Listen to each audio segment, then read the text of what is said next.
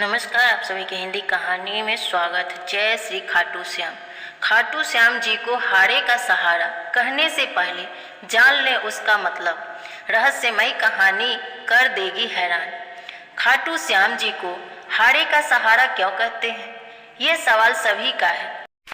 अगर आप भी इस दुविधा में हैं तो चलिए जानते हैं इस कहानी के माध्यम से, जहां से खाटू श्याम जी को हारे का सहारा जानने लगा। हम सभी जानते हैं कि आज के समय में भगवान खाटू श्याम के प्रति लोगों के कितनी गहरी आस्था जुड़ गई है। घर हो या गाड़ी, हर किसी के पास तस्वीर या खाटू श्याम की मूर्ति अवश्य मिल जाए। लेकिन कभी आपने गौर किया है, ज्यादातर खाटू श्याम नाम के आगे हारे का सहारा लगाया जाता है, जिससे के अर्थ के बारे में बहुत ही कम लोग जानते हैं। उनके भक्तों के लिए इस शब्द का मतलब सब कष्टों के दूर करने वाले भगवान से होता है। लेकिन बता दें कि इसके कुछ और रहस्य से भी जुड़ा जाता है। जी हाँ, अगर आप खाटू श्याम जाने का प्लान कर रहे हैं तो पहले हारे का सहारा कहने से पहले उसका मतलब जान ले। कौन है भगवान खाटू श्याम जी, जिन्हें आप खाटू श्याम जी के नाम से जानते हैं और उन्हें पूजते हैं? वो कोई और नहीं बल्कि पांडवों के भीम के पोते और घटोत्कच के बेटे हैं। इनका असली नाम बर्बरीक है।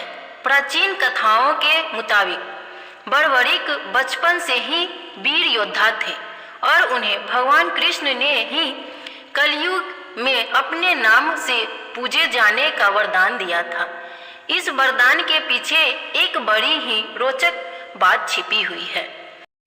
अब जानते हैं क्यों कहते हैं खाटू श्याम जी को हारे के सहारे। इसके पीछे की कहानी अब शुरू होती है।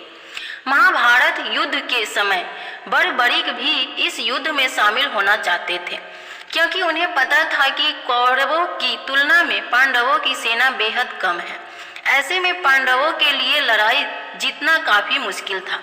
बर्बरीक ने मां से कहा कि वे युद्ध में उसी का साथ देंगे जो लड़ाई हार रहा होगा।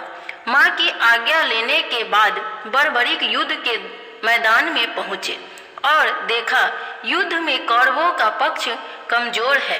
ऐसे में उन्हें कौरवों की ओर से लड़ाई लड़ने का फैसला लिया। इस वजह से उन्हें हारे का सहारा कहते हैं। कहते हैं कि भगवान श्री कृष्ण जी ने उन्हें वरदान दिया, खाटू श्याम जी के पास जरूर पूरी होती है इच्छाएं पूर्ण। जब भगवान कृष्ण को बर्बरीक के युद्ध में आने की बात पता चली तो वो समझ गए कि बर्बरीक जिस पक्ष से लड़ेंगे उसकी जीत जरूर होगी।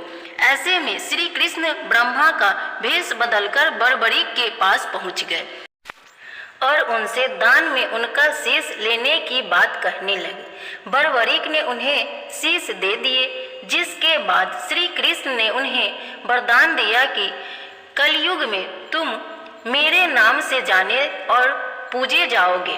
कहते हैं कि अगर कोई भक्त खाटू श्याम भगवान के पास अपनी मन की कामनाएं लेकर जाते हैं तो उनकी इच्छाएं जरूर पूरी होती है। जय खाटू श्याम। खाटू श्याम के जितनी बार नाम ले या कृष्ण नाम ले बराबर है। इसलिए इस कहानी को सुनिए और हारे के सहारे क्यों कहते हैं इसके बारे में जानकारी लीजिए। और खाटू श्याम कौन कौन लोग गए हुए हैं कमेंट में जरूर बताइए और अपनी मुरादें जरूर पूरी करिए। जय खाटू श्याम।